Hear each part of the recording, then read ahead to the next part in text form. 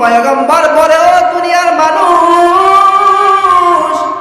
যার মাঝে ক্ষমতার লোভ ঢুকবে, যার মাঝে একবার চেয়ারের লোভ ঢুকে যায়, ওই ব্যক্তিটাও দুনিয়ার জমিনে ধ্বংস হয়ে যায়। ঠিক কিনা?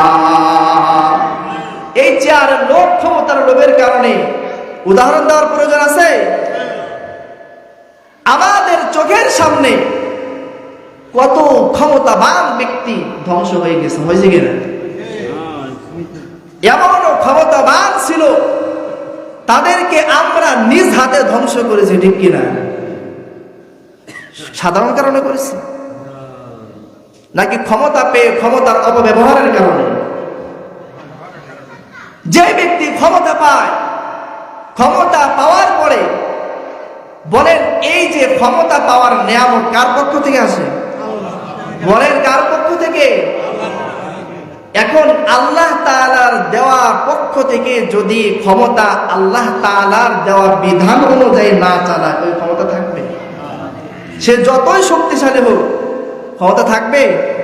ফিরআউনের মতো শক্তিশালী মানুষ কি দুনিয়ার মধ্যে আর আইছে? বলেন, এমন আইন জারি করছে, তাকে যে খোদা মানবে না, দুনিয়ায় তার বেঁচে থাকার অধিকার। নিজের ক্ষমতা টিকায় রাখার জন্য জ্যোতিষীরা যখন বলেছে, ও ফিরআউন, তোমার এই জমিনের মধ্যে এমন এক বালকের আবির্ভাব হবে, এমন এক যুবক আসবে, এমন এক নবী আসবে, সে নারীর মধ্য থেকে হবে না, হবে কার মধ্য থেকে? পুরুষের মধ্য থেকে। এই যুবক, এই বালক, এই শিশু এসে তোমার ক্ষমতাকে ধ্বংস করে দিবে। ফিরআউন চুপ ছিল, মনে হয় কথা বলে না। এই কথা জ্যোতিষীরা বলার পর থেকে একটা শিশুকেও দুনিয়ার মধ্যে বাঁচতে দেয় নাই। ঠিক কিনা? ওই ফিরআউন বেঁচে আছে? সম্মানের সাথে মারা গেছে? কথা বলে না নাকি বেইজ্জত হয়ে? তাহলে বোঝা গেল, আল্লাহর দেওয়া ক্ষমতা যদি আল্লাহ তাআলার হুকুম অনুযায়ী ব্যয় না হয়, ওই ক্ষমতা সম্মানের হয় না, ওই ক্ষমতা হয় লাঞ্ছনা। ঠিক কিনা বলে? পয়গম্বর জানায় দেয়, ও দুনিয়ার মানুষ, তিনটা লোক যার মাঝে আসে, 1 নাম্বার সম্পদের লোক, নাম্বার 2 ক্ষমতার লোক, নাম্বার 3 নারীর লোক। এই লোক তো আপনাদের কারণ নাই, আছে? নারী কি কেউ ছিলেন? এটা কি বিস্কুট নাকি খাজা মুয়া, কোনটা? পয়গম্বর বলেন, আন-নিসা ও হাবাইলিশ শাইতান। আন-নিসা মানে কি, পুরুষ না মহিলা? কথা হয় না, লেডিস। যাই হোক, যে ভাষায় হোক, সহজ বাংলায় মহিলা নাকি? হাবাইলিশ শাইতান, শয়তানের ফাঁদ, শয়তানের জাল। একটা পুকুরের মধ্যে আপনি যদি হাত দিয়ে মাছ ধরতে যান, সহজে মাছ ধরতে পারবেন? বলেন, পারবেন? আর যদি জালটা ছিটায় দেন, কষ্ট করা লাগে নাকি? জাল পরে আর সব একদিক দিয়ে গুছাই নিয়ে আসে। এই জন্য বলা হয়েছে আন-নিসা ও হাবাইলিশ শাইতান। শয়তান যখন আপনাকে ধোঁকা দিতে দিতে দিতে দিতে ফেল মেরে যায়, তখন আপনার পিছনে একজন নারীকে লাগায় দেয়। ঠিক কিনা?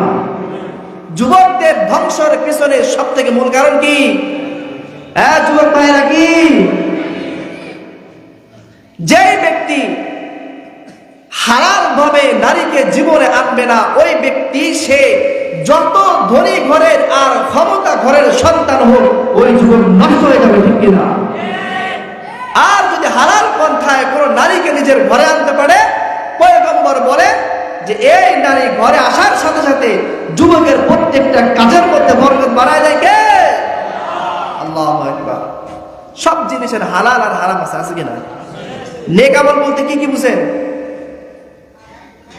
নেক আমল তো বুঝেন, ভালো কাজ। ভালো কাজ বলতে কি কি বুঝেন? একটা প্রশ্ন করি, খালি আমি কয়ে গেলাম, আপনারা কিছু করবেন না?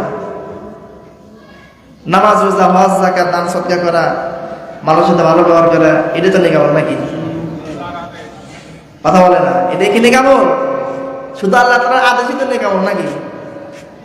আর আল্লাহ তাআলা যেটা নিষেধ করছে সেটা তো নেক আমলের ভিতরে পড়ে না। এটা কি পড়ে? আচ্ছা, যেটা আল্লাহ তাআলা নিষেধ করেছেন, এটা নেক আমলের ভিতরে পড়ে কে কে? আচ্ছা, একজনও নাই। আর এটা নেক আমলের ভিতরে পড়ে না কে কে? আপনারা কোনো দিকে যাবেন না দেখি, হুজুর কোন দিক দিয়ে আবার কি করেন না করেন দরকার নাই, চুপচাপ ভালো আছে। আপনারা কি আব্দুল মালিক সাহেবকে চিনেন? বাইতুল মোকাররমের নাম শুনছেন কোনোদিন? এটা কোন জায়গায়, কোথায়? আপনাদের এইখান থেকে যেতে তো মনে হয় কয়েক ঘন্টা সময় লাগে নাকি? কথা বলে না, 1 ঘন্টা টাইমও লাগে না, লাগে? তো এই বাইতুল মোকাররমের খতিব মানুষকে দেখতে একটু ছোট, চেহারা অত সুন্দর না, ফর্সা না, লাল সুন্দরীর মতো দেখা যায় না, তার ভিতরে সে ভাব মুসাম নাই, সেই জামদানি জামা কাপড় গায়ে দিয়ে আসবে এমনও ভাব নাই, কিন্তু ওই ব্যক্তির প্রত্যেকটা কথার মধ্যে নূর ঝরে, ঠিক কিনা? আব্দুল মালিক সাহেব বলে, তার একটু ছোট্ট একটা পরিচয় দেই। বর্তমান বিশ্বে ফাঁকা হাতের মধ্যে যে যদি একবার ফতোয়ার উপরে সিল মেরে দেয়, ওই সিলকে নড়ানোর মতো ক্ষমতা নাই, ওই ব্যক্তির নামটা কি বর্তমান বলতে পারেন? তাকি উসমানী। কে নাম শুনছেন? মুফতি তাকি উসমানী। এই তাকি উসমানী সাহেবের হাতে গড়া ছাত্র মুফতি আব্দুল মালিক সাহেব বলেন আল্লাহু আকবার।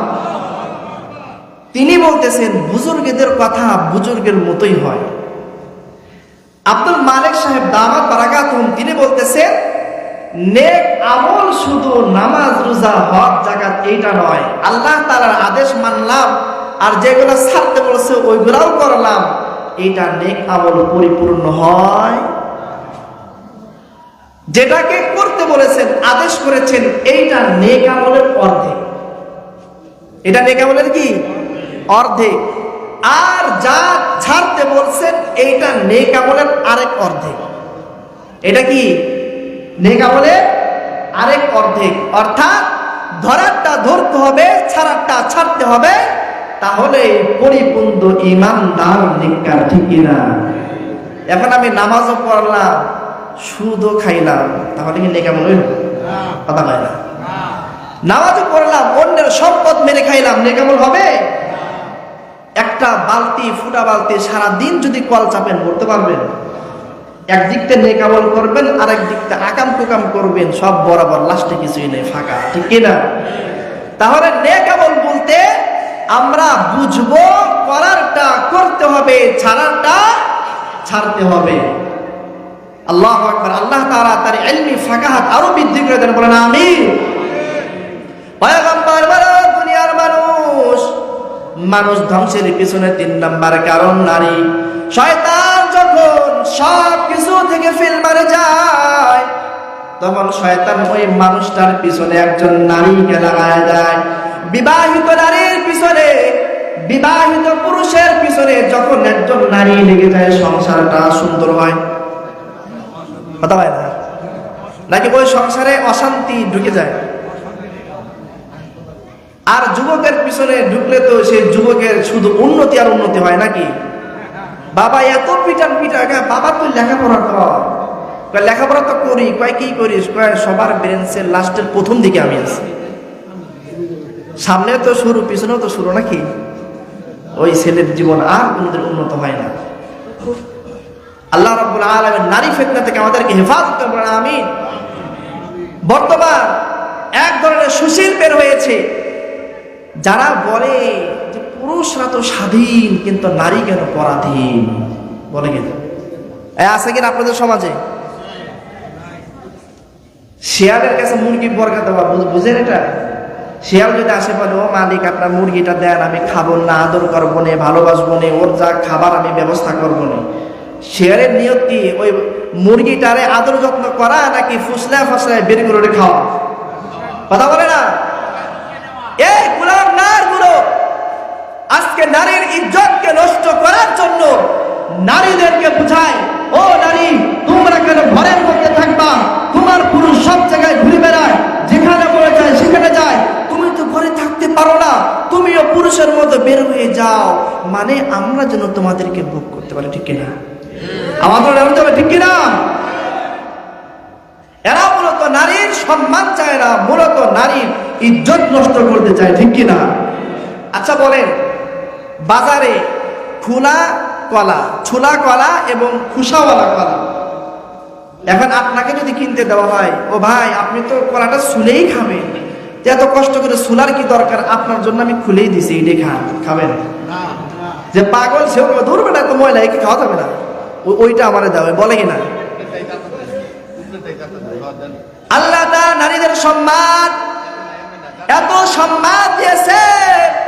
ও পর্দার মা, ও পর্দার বোন আমার, তোমাদের পরিচয় দেওয়া হয়েছে স্বর্ণের সাথে। এই স্বর্ণকে যদি বাহিরে রাখা হয়, বাক্সের উপরে রাখা হয়, রাস্তার উপরে রাখা হয়, এই স্বর্ণ যতই মূল্যবান হোক কেউ ধুয়ে দিবে না, সাথে করে নিয়ে চলে যাবে। ও মা, ও বোন আমার, আল্লাহ তাআলা বলে, ও নারী, তুমি থাকবা ঘরের মধ্যে, তোমার সৌন্দর্য, তোমার নিরাপত্তা ঘরের মধ্যে। যখনই তুমি ঘর থেকে বের হবা, ওই নারী নামক যারা নারীকে ধর্ষণ করতে চায়, যারা নারীকে ভোগ করতে চায়, তোমাকে সুন্দর সুন্দর কথা বলে ঘর থেকে বের করে নিয়ে তোমার ইজ্জত নষ্ট করে দেবে, ঠিক কিনা? স্বামীর উপরে দায়িত্ব দেওয়া হয়েছে, তুমি নিজে খাইতে পারো আর না পারো এইটা দেখার বিষয় না, কিন্তু তুমি যে নারীকে নিয়ে আসছো তার ভরণ পোষণের দায়িত্ব তোমার, ঠিক কিনা? কিন্তু নারীরা বুঝে না, এরা মনে করে কি যে না, স্বামীও বাহিরে আমিও বাহিরে, চলতে থাকবে, তার মতো সে চলবে, আমার মতো আমি চলবো, এটা কিসে, সেও কামাই করবে আমিও কামাই করবো, আমি কেন তার অধীনে থাকবো। এই কথা যারা বুঝায় এবং যারা বুঝতেছে প্রত্যেকেই ধোঁকার মধ্যে আছে, ঠিক কিনা? আল্লাহ তাআলা আমাদের মা বোনদেরকে হেফাজত করে বলেন আমিন। তো আমার যে কথাটা বলা উদ্দেশ্য, আল্লাহ তাআলা বলে, ইন্নাল্লাহা আশতারা মিনাল মুমিনিনা আনফুসাহুম ওয়া আমওয়ালাহুম বিআন্না লাহুমুল জান্নাহ। আল্লাহ তাআলা বলে, বান্দা, আমি আল্লাহ তোমাকে জান আর মাল দিয়েছি, বান্দা, বিনিময়ে আমি আল্লাহ দিয়েছি জান্নাত। ও বান্দা, ইউকাতিলুনা ফি সাবিলিল্লাহ, বান্দারে, যখন তোমার জানটা আমি আল্লাহর রাস্তায় দেওয়া লাগবে, দুনিয়ার কোনো মানুষের দিকে না তাকাইয়া আমি আল্লাহর জন্য দাঁড়ায় যাইবি, বান্দারে, তোকে আঘাত দেওয়ার আগে আমি আল্লাহ তাআলা তোর রূহটাকে জান্নাতে পাঠায় দেব। জোরে বলুন আল্লাহু আকবার।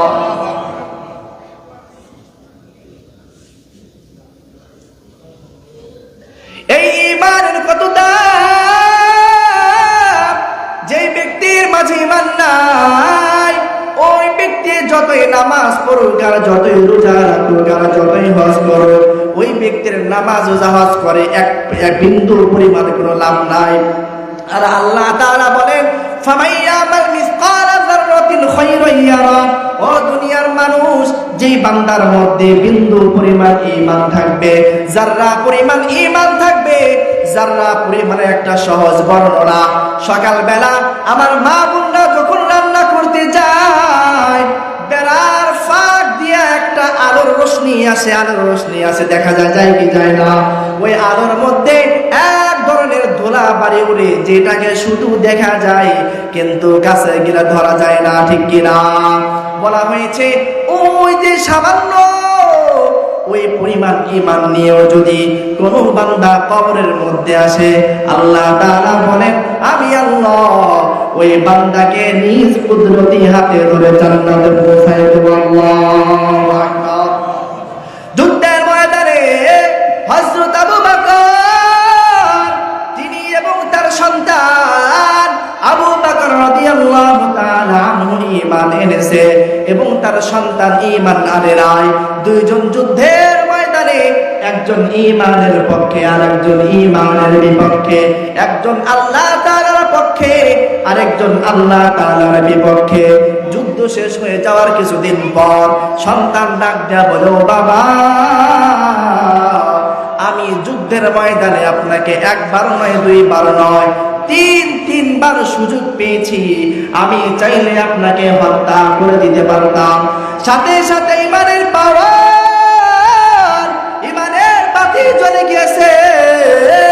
আবু বকর রাদিয়াল্লাহু তাআলা আনহু ডাক দেয়া বলে, সন্তান, তুমি তিনবার সুযোগ পাওয়ার পরও আমাকে হত্যা করো নাই। কিন্তু সন্তান, আমি বাবা হয়ে একবার যদি সুযোগ পাইতাম, ও সন্তান, ইসলামের বিপক্ষে দাঁড়ানোর কারণে আমি বাবা তুমি সন্তানকে দুনিয়া থেকে বিদায় করে দিতাম। বলেন আল্লাহু আকবার। এটাই হলো ঈমানের পাওয়ার। ঈমান এত বড় দৌলত। ও দুনিয়ার মানুষ, পয়গম্বর জানায় দেয় যে ব্যক্তির মাঝে 7টা জিনিসের ঈমান থাকবে, আল্লাহ রাব্বুল আলামিন তাকে জান্নাতে পৌঁছায় দিবেন। জয় বলুন আল্লাহু আকবার। ঈমানের প্রথম শর্ত আমানতু বিল্লাহ। 1 নাম্বার, আল্লাহ তাআলার উপরে ঈমান আনতে হবে। দুনিয়ার কোনো মাখলুকের উপরে ঈমান আনা যাবে না। দুনিয়ায় আপনাকে কেউ খাওয়ায় না, মাঠে খাওয়ায় না, গাছে খাওয়ায় না। দুনিয়ার কোনো মাখলুক আপনার খাবারের ব্যবস্থা করে না। স্ত্রীর খাবারের ব্যবস্থাও করেন আল্লাহ, সন্তানদের খাবারের ব্যবস্থা করেন আল্লাহ, পিতার খাবারের ব্যবস্থা করে আল্লাহ। এক কথায় দুনিয়ার যত মাখলুক রয়েছে সব কিছুর রিজিকের দায়িত্ব কার? আরো জোরে বলেন কার? 1 নাম্বার, আমানতু বিল্লাহ। আল্লাহ তাআলার উপরে ঈমান আনতে হবে। জোরে বলুন আল্লাহু আকবার। এই ঈমান আনতে গিয়ে আপনার মতো আমার মতো কত মানুষ নবীর জামানায় নিজের জীবনটাকে আল্লাহ তাআলার রাস্তায় দিয়ে দিয়েছে। জোরে বলুন ঠিক কিনা?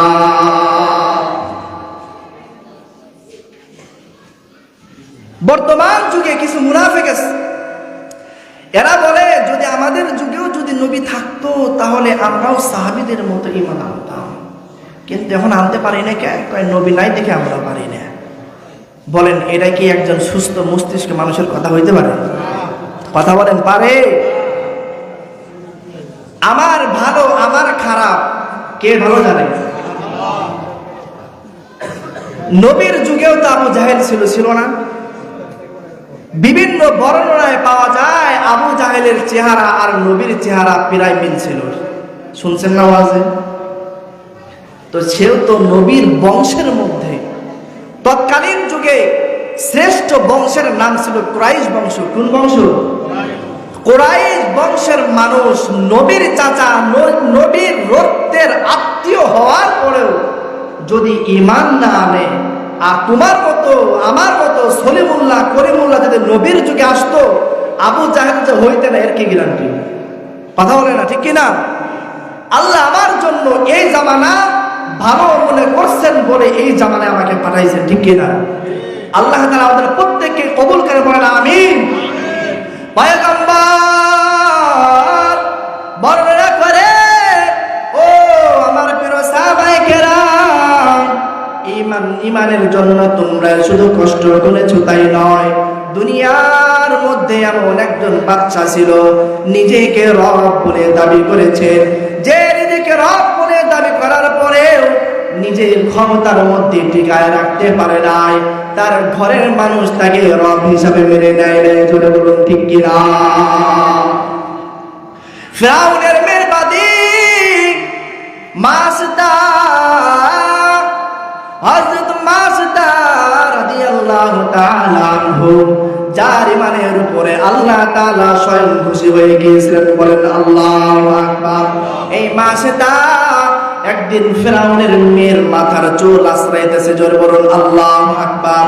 ঈমান, ঈমান এত বড় দৌলত, এত বড় দৌলত। তার বাদী মাসদা চুল আশ্রাইতে আশ্রাইতে চিরুনিটা হঠাৎ করে জমিনের মধ্যে পড়ে গেছে। সাথে সাথে মাসদা আলাইহিস সালাম ওই চিরুনিটা বিসমিল্লাহ আল্লাহু আকবার বলে উঠায়। জোরে বলুন আল্লাহু আকবার। এই আওয়াজটা যখনই তার মেয়ের কানে চলে যায়, ডাক দেয়া বলে, ও মাসদা, তুমি কোন রবের ডাক দিয়েছো? তুমি কোন রবকে মানো? তুমি কি আমার বাবাকে রব মানো না? তাহলে বলো তোমার রবকে। মাসদা ডাক দেয়া বলে, লিল্লাহি মুলকুস সামাওয়াতি ওয়াল আরদ। জোরে বলুন আল্লাহু আকবার। ডাক দেয়া বলে, ও ফিরআউনের মেয়ে, আল্লাহু আকবার। ডাক দেয়া বলে, আমি এমন উপরে ঈমান এনেছি, যে রব এই জমিনের রব, যে রব ওই আসমানের রব, যে রব তোমার রব। ও মেয়ে শুনে নাও, যতক্ষণ তুমি আমার ঈমানের কথা জেনে গেছো, তোমার পিতা ফেরাউনের রব যে রব, আমার সে রব। জোরে বলুন আল্লাহু আকবার। এই কথা বলার পর মেয়ে ডাক দৌড় দিয়ে চলে গেছে বাবার কাছে। বাবার কাছে গিয়ে বলো, বাবা তুমি যে দুনিয়ার মানুষদেরকে নিজেকে রব বলে স্বীকার করাও, কিন্তু বাবা তোমার ঘরের মধ্যে তো তোমার অস্বীকারকারী রয়েছে। এই কথা বলার পর বাবাও ঘাবড়ায় যায়, কি ব্যাপার কি ব্যাপার। বাবার সন্তান যখন কোনো অপরাধ করে বাবা ঘাবড়ায় যায়, না না না, এইটা সমাজের মানুষের কাছে বলা যাবে না, আমি গোপনে গোপনে সমস্যাটা ঠিক করে নেই, ঠিক কিনা। ফেরাউনের কাছে যাওয়ার পর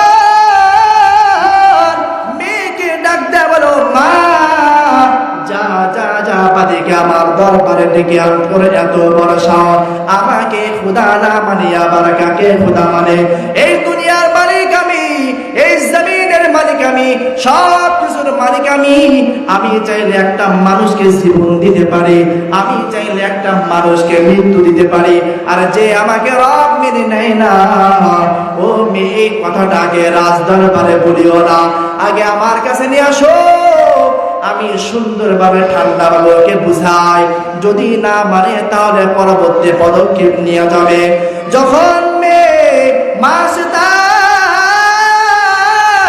ডাক দিয়ে নিয়ে আসার পরে ফেরাউন ডাক দেয়া বলো, বাদি তুই আমার খাস, আমার পুরুষ, আমার দেওয়া খাবার খাও, আমার দেওয়া পোশাক পরিধান করো, কিন্তু মাসিতা তুমি আমাকে না মানিয়া তুমি কোন রবের ইবাদত করো। তখন ডাক দেয়া বলো, বাচ্চা ফেরাউন, আমি এমন এক রবকে মানি। ও ফেরাউন, তুমি যখন আমার ইমানের কথা জেনে গেছো, আমার ভিতরে আর ভয় নাই, আর ভয় নাই, আমার ইমানটা আরো জাগ্রত হয়ে গেছে। বলেন আল্লাহু আকবার। মা সেটা ডাক দেয়া বলে, ও ফেরাউন, ও ফেরাউন, তোমার যে রব আমি মাস্টার সে রব। আল্লাহু আকবার। আরো যারা আল্লাহু আকবার, নারায়ে তাকবীর। ফেরাউন ডাক দেয়া বলো, মাসিতা এখনো সময় আছে, আমাকে রব মনে মেনে নাও। ও মাসিতা যদি আমাকে রব মনে স্বীকার করে নাও, ওই আল্লাহ তাআলার ঈমান যদি ছেড়ে দাও, ও মাসিতা আমি তোমাকে আযাব করে দিব। মাসিতা বলো, ফেরাউন আমাকে শুধু আযাব কেন, আমার দুনিয়ার সব সম্পদ যদি আমাকে দিয়ে দাও। ও ফেরাউন কান খুলে শুনে না, যে আল্লাহর উপরে একবার ঈমান আনছি, ওই আল্লাহর উপর থেকে ঈমান বিন্দু পরিমাণ সরাবো না। আল্লাহু আকবার। এই কথা বলার পর ফেরাউনের মাথা গরম। ফেরাউন ডাক দেয়া বলো, মাসিতা তোকে শুধু আযাব করে দিব তাই নয়, শুধু আযাব করে দিব তাই নয়, মাসিতা রে তুই যদি আমার উপরে ঈমান আনো, আল্লাহর ঈমানকে ছেড়ে দাও, মাসিতা রে তোর যত পরিমাণ সম্পদ লাগে আমি তোর সমস্ত সম্পদ দিয়ে দেব। জোরে বলুন আল্লাহু আকবার। ঈমানের বাতি আরো জ্বলে যায়, আরো জ্বলে যায়, আরো জ্বলে যায়। এই যে মানুষকে ধ্বংস করার পিছনে সম্পদ আসছে কিনা, কথা বলে না, আসছে। হুব্বুদ দুনিয়া ওয়াসুদুল লিফাতিয়া, দুনিয়ার মুহাব্বত পৃথিবীর সব কিছু ধ্বংসের মূল, ঠিক কিনা। ফেরাউন লোভ দেখায়, ও মাসিতা ঈমান ছেড়ে দাও, আযাব করে দিব। ও মাসিতা ঈমান ছেড়ে দাও, তোমাকে প্রচুর পরিমাণ সম্পদের মালিক বানায় দিব। মাসিতা বলো, ফেরাউন কান খুলে শুনে নাও, যে আল্লাহর উপরে ঈমান আনছি, ওই ঈমান আনছি তো আনছি, যতই আযাব দেওয়ার যতই লোভ দেখাও ঈমান ছাড়বো না। আল্লাহু আকবার। এই কথা বলার পর ফেরাউনের মাথার গরম। ফেরাউন কয়, ও মাসিতা গোপনে গোপনে তোরে বোঝাইলাম, কাম হইল না, বুঝতে বুঝতে পারছি তোর উপরে স্টিমুলার চালাইতে হবে। ফেরাউন জল্লাদকে ডাক দেয়া বলে, ও জল্লাদ আসো, এই মাছটাকে জেলখানার মধ্যে আবদ্ধ করো। জেলখানার মধ্যে আবদ্ধ করিয়া তার ঈমানকে ধ্বংস করার জন্য যত ধরনের চেষ্টা রয়েছে সব ধরনের চেষ্টাগুলো চালায় যাও। এইভাবে চালাইতে চালাইতে মাছে তার ঈমানকে কেড়ে নিতে পারে না। জোরে বলুন আল্লাহু আকবার। এইভাবে চলতে চলতে মাছে তার 2 জন সন্তান ছিল। কতজন? কোন কোন বর্ণনায় পাওয়া যায় 5 জন। কতজন? 5 জন। তবে তার কাছে থাকতেন 2 জন। কয়জন? এক সন্তানের বয়স 7 থেকে 8 বছর, মোটামুটি বুঝে চলতে পারে। আরেক সন্তান দুধের শিশু। বলেন পৃথিবীর ভিতরে যদি কোনো পিতা আর মাতা প্রকৃত পিতা আর মাতা হয়ে থাকে, সন্তানের মহব্বত আছে কিনা? বলেন আছে কিনা? এই কথাটা একসময় আমিও বুঝতাম না। যখনই বাপ মার সাথে ঘরামি করতাম, বলতো যে বাবারে আজকে তো বুঝবি না, যেদিন সন্তানের বাবা হবি ওই দিনকে বুঝবি। এই কথাগুলো মনে আপনাদের শোনা লাগছে। সব পুরুষেরই শুনতে হয়, সব মেয়েরই শুনতে হয়। এখন যা মনে চায় করতেছো, বুঝবি একদিন, বুঝবি রে, যেদিনকে এই মা আমি আর থাকবো না সেদিন বুঝবি। বলে কিনা আল্লাহ। ফেরাউন মাছে তার 2 সন্তানকে ডাক দিয়ে নিয়ে আসছে। ডাক দেয়া বলো, মাছেটা তোর যে 2টা সন্তান রয়েছে, এই 2টা সন্তানকে হত্যা করে ফেলবো যদি ঈমান না ছাড়ো। জোরে বলুন আল্লাহু আকবার। এই কথা বলার পর মাছেটা ডাক দেয়া বলো, ফেরাউন ও ফেরাউন, আমার 2 সন্তান কেন? আল্লাহ যদি আমাকে হাজার হাজার হাজার সন্তান দিত, সব সন্তানকে কুরবানি করে দিতাম, তবুও ঈমান নামক দৌলত ছাড়তাম না। জোরে বলুন আল্লাহু আকবার। এই কথা বলার পর ফেরাউন মনে করে না না, কথায় কোনো কাজ হবে না। জল্লাদকে ডাক দেয়া বলে, যাও মাছে তার হাত আর পাওকে বেঁধে ফেলো, আর কড়াইয়ের মধ্যে তেল জ্বালাইতে থাকো, জ্বালাইতে থাকো। বর্ণনায় পাওয়া যায় এই তেলকে 3 দিন 3 রাত পর্যন্ত ফুটাইছে। জোরে বলুন নাউযুবিল্লাহ। আমাদের সামান্য একটা কড়াইয়ের মধ্যে যদি একটু তেল দিয়ে 2 মিনিট আগুন দিলে মাছ ছাড়ার সাথে সাথে মাছ ভাজি হয়ে যায়, ঠিক কিনা? এই তেলকে এত পরিমাণ গরম করেছে। 3 দিন পর এই তেল ভাতের মারের মতো টকবক টকবক টকবক করতেছে। মাছে তাকে ডাক দেয়া বলো, মাছে দাও, ঈমান ছেড়ে দাও, না হয় সন্তানকে তেলের মধ্যে ভুনা করে ফেলবো। জোরে বলুন নাউযুবিল্লাহ। এই কথা বলার পর মার অন্তর মা মা মা মা কেমন একজন মা, প্রত্যেকটা মা জানে একজন সন্তান প্রসব করা কত কষ্ট। ও দুনিয়ার যুবক, ওই মায়ের সাথে বেয়াদবি করিও না। যে ব্যক্তি মার সাথে বেয়াদবি করবে তার ঠিকানা জাহান্নাম। আল জান্নাতু তাহতা আকদামিহা, তাহতা আকদামি উম্মিহা। ও দুনিয়ার মানুষ, আমি আল্লাহ তাআলা তোমার জান্নাতকে রেখে দিয়েছি তোমার মায়ের পায়ের নিচে। জোরে বলুন আল্লাহু আকবার। এক সাহাবী পয়গম্বরের কাছে গিয়ে বলে, পয়গম্বর, আমার পিতার মাতা 2 জন, এদের মধ্যে থেকে আমি বেশি কাকে ভালোবাসবো? পয়গম্বর ডাক দেয়া বলে, যুবক, তোমার মাকে ভালোবাসো। দ্বিতীয়বার আবার প্রশ্ন করার পর পয়গম্বর জানায় দেয়, তোমার মাকে ভালোবাসবা। তৃতীয়বার আবার যখন প্রশ্ন করে পয়গম্বর, তৃতীয়বার আমি কাকে ভালোবাসবো? পয়গম্বর বলে, তোমার মাকে ভালোবাসবা। চতুর্থবার আবার যখন প্রশ্ন করে, পয়গম্বর বলে, এখন তোমার বাবাকে ভালোবাসবা। মার মর্যাদা 3 স্তর বেশি কেন? মা তিনটে এমন কষ্ট করে যে কষ্ট বাবারা চাইলেও কোনোদিন করা সম্ভব না, ঠিক কিনা? নাম্বার 1, সন্তান ধারণের ক্ষমতা। একজন পুরুষ সারা জীবন করলেও সন্তান ধারণ করতে পারবে না, ঠিক কিনা? এই সন্তান ধারণের যে কষ্ট, একজন মার কাছে জিজ্ঞাসা করলেই বলা যায়। মা বলে বাবা বলার শক্তি নাই, কিন্তু জিজ্ঞাসা করার সাথে সাথে চোখ দিয়ে গড় গড় করে পানি বের হয়, ঠিক কিনা? পয়গম্বর বলে যুবক ও সাহাবায়ে কেরাম, নাম্বার 1, মা মা মা তোমাকে যে 10 মাস 10 দিন পেটের মধ্যে ধারণ করেছি, এই 10 মাস কষ্ট কোনো পুরুষ কোনোদিন করতে পারবে না, জোরে বলুন আল্লাহু আকবার।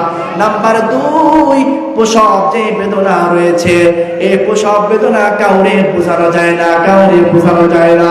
ডাক্তার বিজ্ঞানীরা ডাক দেয়া বলে, ও দুনিয়ার মানুষ, দুনিয়ার কোন মানুষের ব্যথার ডিগ্রি যদি 32% পর্যন্ত চলে যায়, ওই মানুষটা দুনিয়ায় আর বেঁচে থাকে না, আর বেঁচে থাকে না। কিন্তু একজন মা যখন একজন সন্তানকে প্রসব করে, ওই 32 না 40 না 50 না, ওই মায়ের ব্যথার ডিগ্রি 52% পর্যন্ত চলে যায়। বিজ্ঞানিকরা ডাক দেয়া বলে, এই ক্ষমতা সহ্য করা দুনিয়ার কোনো ঔষধের নাই, দুনিয়ার কোনো ডাক্তারের নাই, দুনিয়ার কোনো ক্ষমতার নাই, দুনিয়ার কোনো সম্পদের নাই। এই ক্ষমতা সহ্য করা একটা ঐশী অলৌকিক শক্তি আছে, জোরে বলুন আল্লাহু আকবার। অনেক বিজ্ঞানী তো কোরআন বিশ্বাস করে না, বেশিরভাগ বিজ্ঞানী নাস্তিক হয়ে যায়, ঠিক কিনা বলেন? তারা বলে এর পিছনে একটা অলৌকিক রহস্য রয়েছে, যে অলৌকিক রহস্যটাই একজন মাকে বাঁচায় রাখে, আল্লাহু আকবার। আর আমরা মুসলমান, আমরা বিশ্বাস করি এর পিছনে মাকে বাঁচিয়ে রাখার পিছনে যে শক্তি কাজ করে সেটা আল্লাহ তাআলার কুদরত, ঠিক কিনা? পয়গম্বর বলে 1 নাম্বার সন্তানকে পেটে ধরো, নাম্বার 2 সন্তানকে প্রসব করা, ও দুনিয়ার মানুষ। নাম্বার 3 দুধ পান করানো, এটা এমন একটা কষ্ট। একজন মা, যে মা দুধ পান করায়, ওই মায়ের শরীরের মধ্যে আর কিছু থাকে না, ঠিক কিনা? দুধ কি আপনি পানি খান, ভাত খান, সে থেকে চলে আসে? একজন মায়ের রক্ত, মাংস, ক্যালসিয়াম সব কিছু থেকে চুষে চুষে চুষে চুষে এরপরে দুধ তৈরি হয়, বলে আল্লাহু আকবার। এই 3টা কষ্ট করার কারণে একজন মায়ের মর্যাদা একজন পিতার থেকে বেশি, বলে আল্লাহু আকবার। মেয়েদের দরকার আছে কিনা? অনেক যুবক রয়েছে, অনেক যুবক রয়েছে যারা সন্তান হিসাবে যদি আল্লাহ তাআলা মেয়ে দেন, মনটা পেঁচার মতো হয়ে যায় কিনা? আল্লাহ। পয়গম্বর বলে, যার একটা মেয়ে সে জান্নাতি, আল্লাহু আকবার। যার 2টা মেয়ে সেও জান্নাতি। যার প্রথম মেয়ে হয়, ওই ঘরের মধ্যে বরকত বাড়ায় যায় কে? আওয়াজ দিয়ে বলেন কে? পয়গম্বর ডাক দেয়া বলে, ইমানের এত বড় পরীক্ষা, এত বড় পরীক্ষা, মাসে তা কথা বলে কারা? আলোচনা শেষ করে দেবো? কথা বলে কারা? বাহিরে কারা? এদেরকে ভিতরে বসায় দেন, এরা আলোচনা করুক, আমরা তো কষ্ট করার কি দরকার? বাইরে যারা আছেন প্রত্যেকের কাছে পায়ে হাত রেখে বলি, ভিতরে চলে আসেন। একটা কোরআনের মজমা, এই জায়গার মধ্যে সবার আসার তৌফিক হয় না, হয়? অনেকে আছে মাহফিলের উদ্দেশ্যে বেরোয় বাজারে বাজারে ঘুরতেছে, ঠিক কিনা? এটা হবে না, হবে না। এখানে একমাত্র আসতে পারে তারাই যাদেরকে আল্লাহ কবুল করেছেন, আল্লাহু আকবার। আপনারা এখন কোথায় আছেন? দুনিয়ার মাটির উপরে, মসজিদের সামনে। এই জায়গাটা এখন দুনিয়ার কোন মসজিদের সামনে ওরা, এটা কোন জমিনের উপরে না, এইটা আল্লাহ তাআলা জান্নাত বানিয়ে বলেন আল্লাহু আকবার। জান্নাতে যাওয়া সবার তৌফিক হবে না, সবাই জান্নাতে যাইতে পারবে না, একমাত্র আল্লাহ তাআলা হেদায়েত দরকার, ঠিক কিনা? আল্লাহ তাআলা আমার ভাইদেরকে বুঝদান করে বলেন আমিন। আসলে কথার মধ্যে আওয়াজ আসলে আলোচনা নষ্ট হয়ে যায়। আল্লাহ তাআলা আমাদের প্রত্যেক ভাইকে কবুল করে বলেন আমিন। আল্লাহ তাআলা এই জায়গা থেকে আমাদের কিছু নিয়ে যাওয়ার তৌফিক দান করুন আমিন। পয়গম্বর ডাক দিয়া জানায় দেয় ও সাহাবায়ে কেরাম, ঈমানের জন্য শুধু তোমরা কষ্ট করেছো তাই নয়, আসো তোমাদের কেমন একটা ঘটনা শোনায়। এই মাসেটা ঈমানের জন্য এমন কুরবানি করছে, যদি তোমরা শোনো ঈমানের পাওয়ার আরো বেড়ে যাবে। বলেন আল্লাহু আকবার। পয়গম্বর বর্ণনা করে ফিরআউন এত পরিমাণ কষ্ট দিয়েছে, একজন মায়ের সামনে তার সন্তানদেরকে তেলে ভাজার জন্য নিয়ে আসছে। ডাক দেয়া বলে ও মা, সে তার সন্তানের মায়া কি আছে? বলে হ্যাঁ আছে। কয় তাহলে ঈমান ছেড়ে দে। কয় না ঈমান ছাড়তে পারি না। বলে তাহলে তোর সন্তানদের মৃত্যু হবে। চুপ করে দাঁড়ায় আছে বড় সন্তান, মার পায়ের মধ্যে পড়ে যায়। ডাক দেয়া বলে ও মা, ঈমানটা কি কিছু সময়ের জন্য ছাড়া যায় না? মা কলিজা ছিঁড়ে যায়। সন্তানকে কিছুই বলে না, চোখ দিয়ে গড় করে পানি পড়ে। এইভাবে বলতে ফিরআউন বলে ও মা, সেটা বুঝতে পারছি তোর ঈমানটা দুর্বল হয়ে গেছে। আয় আমাকে রব হিসাবে মেনে নে। তার ঈমানের বাতি আরো জ্বলে যায়। মা সেটা বলে ও ফিরআউন, যে খোদার উপরে একবার ঈমান আনছি, ওই ঈমানকে আর কোনোদিন ঈমান ছাড়বো না। নবী দেখনেওয়ালা ঈমান, ঠিক কিনা? না দেখে ঈমান আনা আর দেখে ঈমান আনা পার্থক্য আছে কিনা বলেন? যে সমস্ত সাহাবায়ে কেরাম নবীকে সরাসরি দেখেছে, তাদের ঈমান ছিল বারুদের মতো টুকে দেওয়ার সাথে জুড়ে তো, ঠিক কিনা বলেন? আর আমরা দেখি নাই, বিশ্বাস করেছি।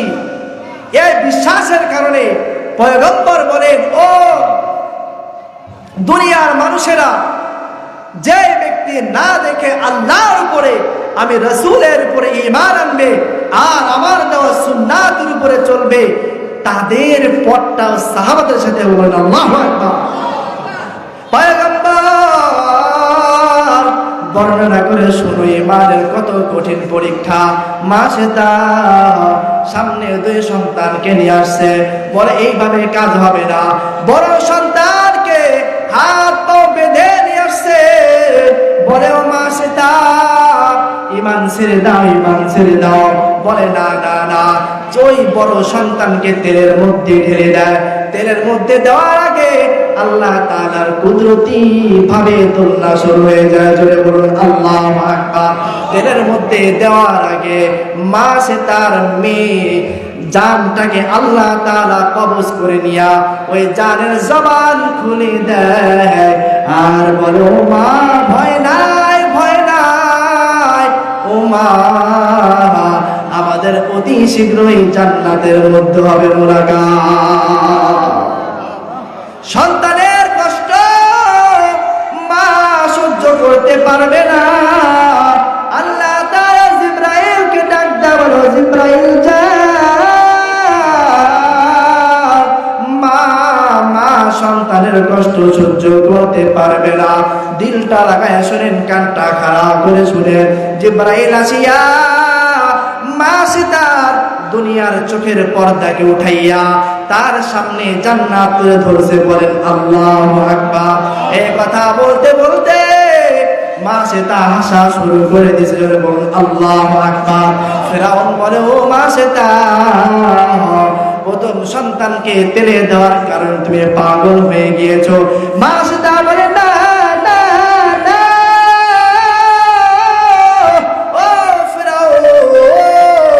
জান্নাতে যাওয়ার অপেক্ষায় রয়েছে। বলেন আল্লাহু আকবার। এই কথা বলতে বলতে মা সে তার দুধের শিশু তার কোলের মধ্যে দুধ পান করতেছে। এমন অবস্থায় ওই সন্তানটাকেও তেলের মধ্যে ঢেলে দেয়। মা ওই সন্তানের দিকে তাকায় আছে, ওই সন্তানের জবানটা আল্লাহ তাআলা খুলে দেয়। জোরে বলুন আল্লাহু আকবার। পৃথিবীর মধ্যে 4টা শিশু কথা বলার শক্তি আসার আগে কথা বলেছে, তার মধ্যে একজন এই মাস্টার সন্তান। জোরে বলুন আল্লাহু আকবার। এই সন্তানকে যখন কেড়ে নিবে আল্লাহ তাআলা সন্তানের জবান খুলে দিয়েছে।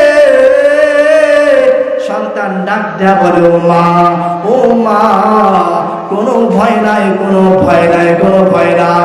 ফেরাউন আরো চমকে গিয়েছে যে সন্তানের কথা বলার শক্তি নাই, সেও দেখি আল্লাহ তাআলার পক্ষে কথা বলে, ওকে আর বাঁচায় রাখা যাবে না, ওরেও টান দিয়ে তেলের মধ্যে দিয়া দেয়।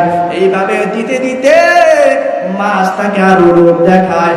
ও মাছ, এখনো সময় আছে, আমাকে রব হিসাবে মেনে নাও, আল্লাহ তাআলার ঈমানকে ছেড়ে দাও। মাছ তা বলে, ও ফেরাউন, আমার আর সহ্য হয় না, যত দ্রুত সম্ভব আমাকে তেলের মধ্যে ঢেলে দাও। বলেন আল্লাহু আকবার। ফেরাউনকে ডাক দেয়া বলে, ও ফেরাউন, তোমার কাছে আমার একটা ছোট্ট আবদার, আমার সব কিছু ধ্বংস করে দিয়েছো, কিন্তু ফেরাউন তোমার কাছে আমার একটা আবদার, আমার সন্তানদেরকে এবং আমাকে যে তেলের মধ্যে ভাজি করে ফেলবা, আমার যে হাড্ডি, আমার সন্তানদের হাড্ডি গুলা, গোশত তো ভাজা হয়ে যাবে, খুঁজে পাওয়া যাবে না, হাড্ডি গুলাকে এক জায়গার মধ্যে করে একটা কবরের মধ্যে দাফন করে দিবা।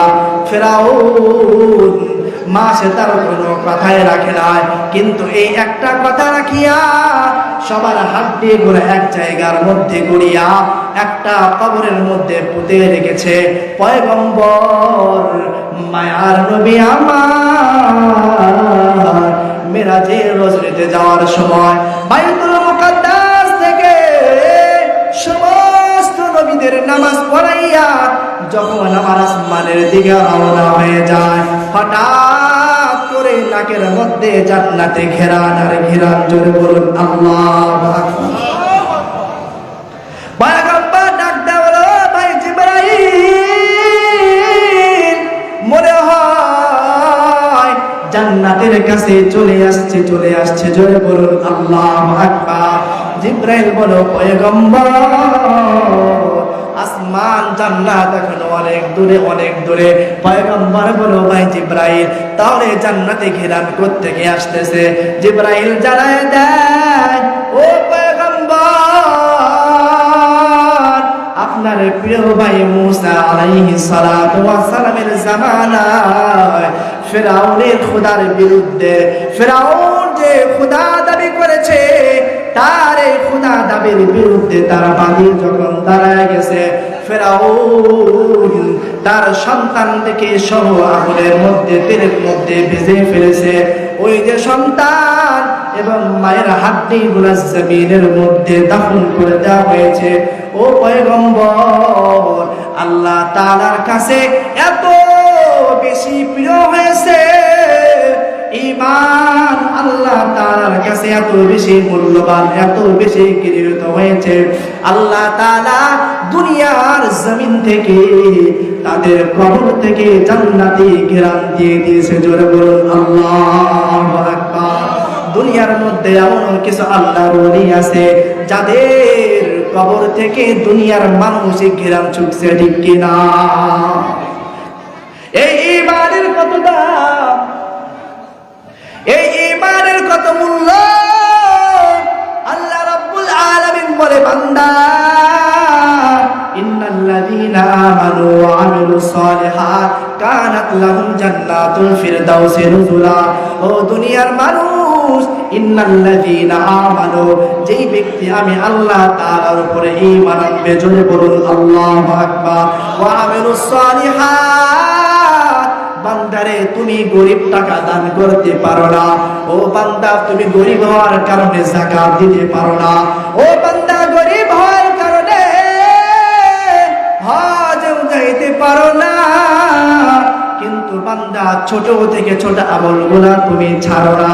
আল্লাহ তাআলা বলেন ওয়া আমিলুস সালিহাত, এই যে ছোট ছোট ছোট ছোট আমলগুলো, যে আমলটাই তুমি করো রে বান্দা, এই আমলটা যদি সহি শুদ্ধ আমল হয়, যে নামাজের মধ্যে মানুষ দেখানো থাকবে না, যে দানের মধ্যে দানবীর হওয়া থাকবে না, যে হজের মধ্যে হাজি হওয়া থাকবে না, যে যাকাতের মধ্যে বড় দানবীর হাতেমটাই থাকবে না, ও বান্দারে তোর ছোট থেকে ছোট একটা আমল যদি আমি আল্লাহর জন্য হয়, খালিস শুধুমাত্র আমি আল্লাহর জন্য হয়, পয়গম্বর জানায়া দেয় আখলিস দীনাকা ইয়াকফিকাল আমালুল কলিল।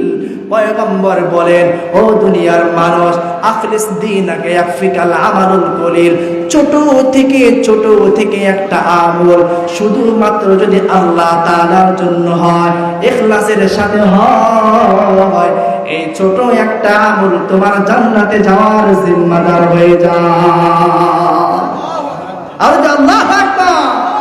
আল্লাহ তাআলা বলেন ইন্নাল্লাযীনা আমানু, সর্বপ্রথম শর্ত জান্নাতে যাওয়ার প্রথম শর্ত 1 নাম্বার ঈমান। 1 নাম্বার কি? ঈমান। নাম্বার 2 আমিলুস সালিহাত, পরিশুদ্ধ আমল। যতই পরিশুদ্ধ আমল করো, যদি ঈমান ঠিক না থাকে ওই আমলে কোনো কাজে দিবে না। আবার তুমি শুধু ঈমান আনবা কিন্তু পরিশুদ্ধ আমল হবে না, সাথে সাথে জান্নাত পাবি না। ও বান্দা, জাহান্নামের খড়ি হইয়া, কয়লা হইয়া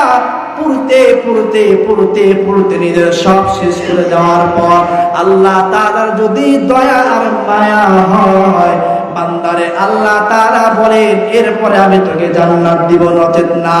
আর আল্লাহ বলেন যদি ঈমানটাও আমার উপরে হয় আর আমলটাও যদি আমি আল্লাহর জন্য হয়, বান্দারে ইন্নাল্লাযীনা আমানু ওয়া আমিলুস সালিহাতি কানাত লাহুম জান্নাতুল ফিরদাউসি নুজুলা। আর আল্লাহু আকবার। আল্লাহ তাআলা বলে বান্দা, কষ্ট করে ঈমান আনছো, শীতের এই ঠান্ডা পানি দিয়া ওযু করে মসজিদে আসছো আমার জন্য, বান্দারে আমি আল্লাহ তাআলা তোকে জান্নাতুল ফিরদাউসের মালিক বানাই দেব। আল্লাহু আকবার। জান্নাতে যাওয়া লাগবে? বলেন লাগবে? এই জান্নাতে যাওয়া একেবারেই সহজ, আবার এই জান্নাতে যাওয়া অনেক কঠিন, ঠিক কিনা? পয়গম্বর বলে, এই যে পয়গম্বর আমাদের মাঝে বিশেষ করে 2টা জিনিস রেখে দিয়েছেন মানুষের হেদায়েতের জন্য। কিসের জন্য বলেন? আল্লাহ তাআলা বলেন আলিফ লাম মিম যালিকাল কিতাবু লা রাইবা ফিহি। আল্লাহু আকবার। নাম্বার 1, বান্দারে আল্লাহ তাআলা তোমাদের মাঝে এমন এক কিতাব দিয়েছেন যেই কিতাবের মধ্যে সন্দেহ তো দূরের কথা, সন্দেহের লেশ মাত্র নাই। আল্লাহু আকবার। 1 নাম্বার কোরআনকে আঁকড়ে ধরো। 1 নাম্বার কি বলেন? কি? নাম্বার 2 ওয়া সুন্নাতু রাসূলি, নাকি ওয়া হাদিসুর রাসূলি বলছে? ওয়া হাদাসাহু রাসূলি বলছে? কি বলছে? ওয়া সুন্নাতু রাসূলিহি। কোরআনকে যে আঁকড়ে ধরবে আর আমার সুন্নতের উপরে যে চলবে তার জন্য দুনিয়া আখিরাত উভয় জান্নাত পাবে। আল্লাহু আকবার। এখন হাদিস কেন বললো না? আমাদের তো এক ভাইরা আছে যারা হাদিসের কথা বলে, হাদিস ছাড়া কিচ্ছু মানা যাবে না। কথার উদ্দেশ্য না, ছোট্ট একটা উদাহরণ দিয়ে বলি। বুখারী শরীফের হাদিস, বুখারী শরীফ কি জাল না সহিহ? বলেন বলেন সহিহ না জাল? বুখারীর মধ্যে হাদিস রয়েছে পয়গম্বর দাঁড়িয়ে পেশাব করছেন। কেউ অস্বীকার করতে পারবেন? এখন যদি হাদিস মানতে হয় তাহলে দাঁড়িয়ে পেশাব করা তো সুন্নত হয়ে যায় নাকি? কথা হয় না? পয়গম্বর বলেছেন হাদিস মানবা কিভাবে? সুন্নতের মাধ্যমে। সমস্ত হাদিস সুন্নাত নয়, তবে সমস্ত সুন্নত হাদিস। সমস্ত হাদিস কি নয়? সুন্নাত নয়। নবীজি যে এই যে যুদ্ধের ঘটনা, সাহাবীদের ঘটনা, এগুলো হাদিস কিনা বলেন? নবীজির কথা, নবীজির কাজ, নবীজি যে কাজে সমর্থন দিয়েছেন সবই তো হাদিস নাকি? যারা মাদ্রাসায় পড়ে এদেরকে বলা হয়, এদেরকে শেখানো হয় পয়গম্বর যা কিছু করেছেন বলেছেন সাহাবীরা করেছে সমর্থন দিয়েছেন, সবই হাদিস। সবই কি হাদিস। এখন ঘটনাও তো হাদিস। এখন আমি যদি হাদিসের উপর আমল করতে যাই, ওই ঘটনাকে আমার দ্বারা করা সম্ভব? বলেন বলেন সম্ভব? কিন্তু ওই হাদিস থেকে সুন্নাত আছে কিনা? সুন্নাত হচ্ছে এই ঈমানের সাহাবীদের ঈমানের কাহিনী থেকে তোমার সুন্নাত হচ্ছে তাদের ঈমানের মতো তোমার ঈমানটা মজবুত করতে হবে, ঠিক কিনা? তাহলে আমরা সুন্নাতের উপর আমল করবো তো ইনশাআল্লাহ। কে কে আমল করবে হাত তুলে দেখা। আল্লাহ তাআলা কবুল করে বলেন আমিন। উলামায়ে কেরাম বলেন তিনটা সুন্নাত রয়েছে। কয়টি সুন্নাত? সবাই বলেন কয়টি? খালি কিসসা গল্প শুনলে হবে নাকি কিছু নিয়ে যাওয়া লাগবে? লাগবে নাকি কিছু? আমি আসলাম গাড়িতে করে, আবার যাবো গাড়িতে করে আরাম করে, আর আপনারা শুধু আসবেন আর খাবেন আর ঘুমাবেন, তা তো হতে পারে। কিছু দিয়েও যেতে হবে, কিছু নিয়েও যেতে। এখন নিয়ে যাওয়ার মধ্যে ধরেন সব কিছু ফাও ফাও করলাম, এই তিনটা কথা কে কে মনে রাখবেন? বলেন কে কে মনে রাখবেন? পয়গম্বর সমস্ত সাহাবায়ে কেরামদেরকে নিয়ে বসে একদিন বলতেছেন যে আজকে আমি তোমাদেরকে ওয়াজও করব না, তোমাদেরকে আলোচনাও করব না, একটা কথা বলবো। এই কথাটা আমি পয়গম্বরের কথা সে নিজে শুনবে, নিজে আমল করবে এবং আমার আনেওয়ালা সমস্ত উম্মতের নিকট পৌঁছে দেবে। আল্লাহু আকবার। হযরত আবু হুরায়রা দাঁড়ায় গেছেন। নাম শুনছেন নাকি? শুনছেন? আমাদের যুবকরা সাহাবীদের নাম জানে না, কিন্তু খেলোয়াড়দের নাম ঠিকই জানে, গায়ক গায়িকাদের নাম ঠিকই জানে। জানে কিনা? মিথ্যা বললাম নাকি? এই আবু হুরায়রা রাদিয়াল্লাহু তাআলা দাঁড়ায় গেছে, পয়গম্বর আমি শুনবো, নিজে আমল করব এবং আনেওয়ালা সমস্ত উম্মতের নিকট পৌঁছে দেব। আল্লাহু আকবার। পয়গম্বর বলেন আবু হুরায়রা শুনে নাও, শুনে নাও, ইত্তাকিল মাহারিমা আবুদান নাস। ও আবু হুরায়রা গুনাহকে ছেড়ে দাও, গুনাহকে ছেড়ে দাও, আল্লাহ তাআলার প্রিয় বান্দা হয়ে যাও। জোরে বলুন আল্লাহু আকবার। হয় আবু হুরায়রা বলে পয়গম্বর আপনার জবান থেকে শুনলাম, আজকের থেকে আমল করা শুরু করে দিলাম। এই আওয়াজটা আমি দুনিয়ার প্রত্যেক মানুষের কানে কানে পৌঁছাই দেব। জোরে বলুন আল্লাহু আকবার। সিলসিলা ভাবে আমিও আপনাদের কাছে পৌঁছাই দিলাম পয়গম্বরের বাণী। ও দুনিয়ার মানুষ, গুনাহকে ছেড়ে দাও, আল্লাহ তাআলার প্রিয় বান্দা হয়ে যাও। উলামায়ে কেরাম বলেন তিনটা বিশেষ সুন্নাত রয়েছে। কয়টি? নাম্বার 1, সহিহ শুদ্ধভাবে, সবাই বলেন সহিহ শুদ্ধভাবে সালামের প্রচার ও প্রসার করা। সামাজিক সালাম নয়, ইসলামিক সালাম। সামাজিক সালাম চিনেন? আসসালামু আলাইকুম দেয় কিনা? সালাম আলাইকুম, এই সালাম না, শুদ্ধভাবে আসসালামু আলাইকুম।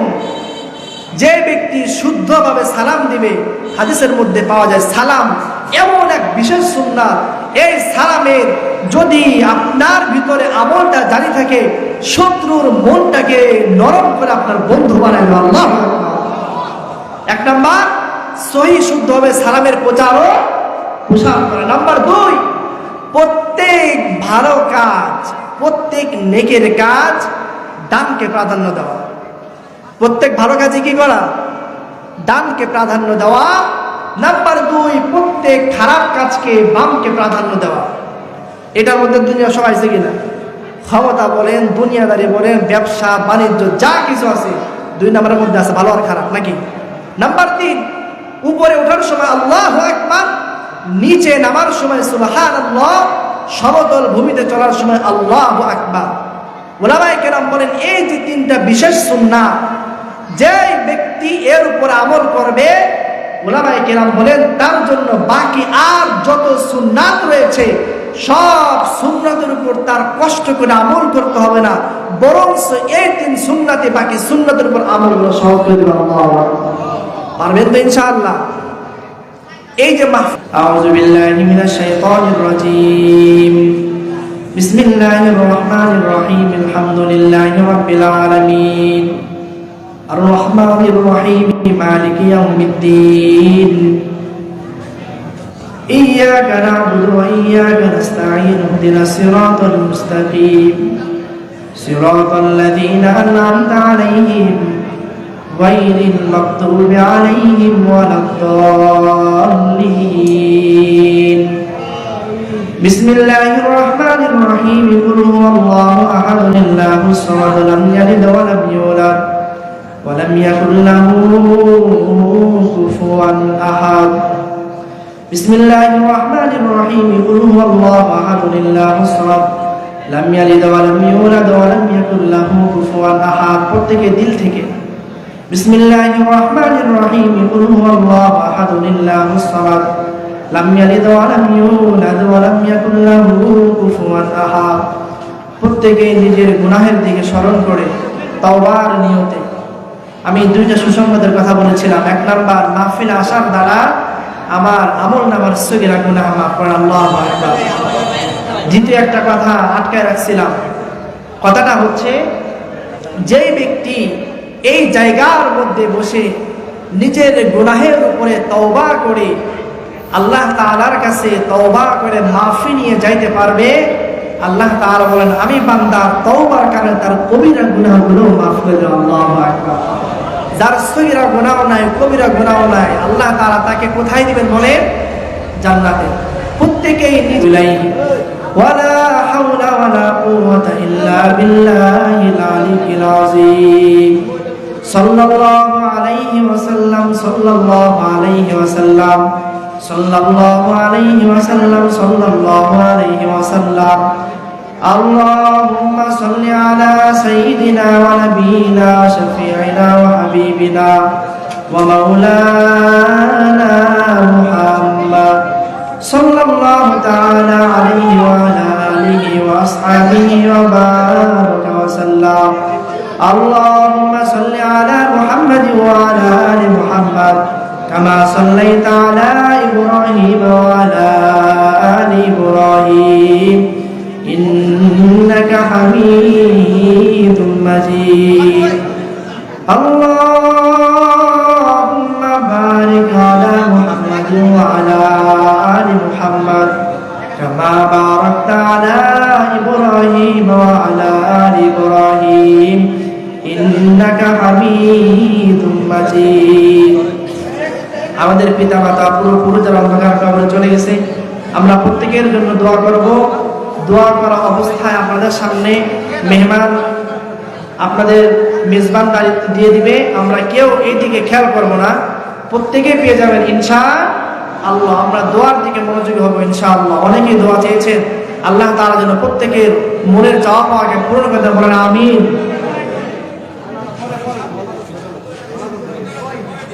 আলহামদুলিল্লাহি রাব্বিল আলামিন ওয়াল আকিবাতু লিল মুত্তাকিন ওয়াস সালাতু ওয়াস সালামু আলা সাইয়্যিদিল আমবিয়াই ওয়াল মুরসালিন ওয়া আলা আলিহি ওয়া আসহাবিহি আজমাইন। রব্বানা ظلمنا أنفسنا وإن لم تغفر لنا وترحمنا لنكونن من الخاسرين. ربنا ربنا ربنا ربنا آتنا في الدنيا حسنة وفي الآخرة حسنة وقنا عذاب النار. اللهم رب ارحمهما كما ربياني صغيرا. رب ارحمهما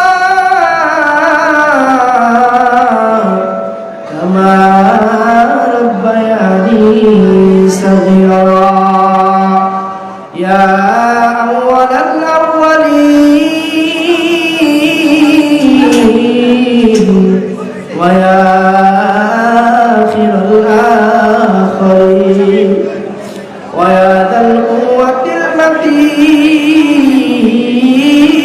المتين ويا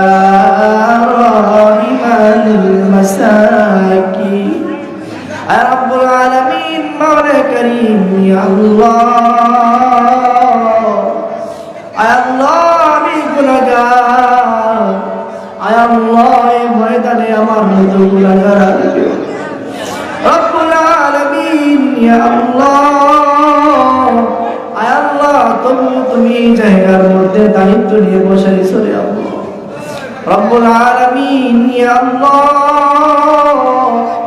দীর্ঘ সময় ধরে কোরআন ও হাদিসের আলোচনা চলতেছে আল্লাহ মাবুদ গো তুমি এই মাহফিলকে কবুল আর মঞ্জুর করে নাও আয় আল্লাহ মাহফিলের পিছনে মাবুদ গো যারাই কষ্ট দিয়েছে শ্রম দিয়েছে আল্লাহ আয় আল্লাহ যে যেভাবে সাহায্য সহযোগিতা করেছে আল্লাহ মাবুদ গো তুমি প্রত্যেককে কবুল আর মঞ্জুর করে নাও আয় আল্লাহ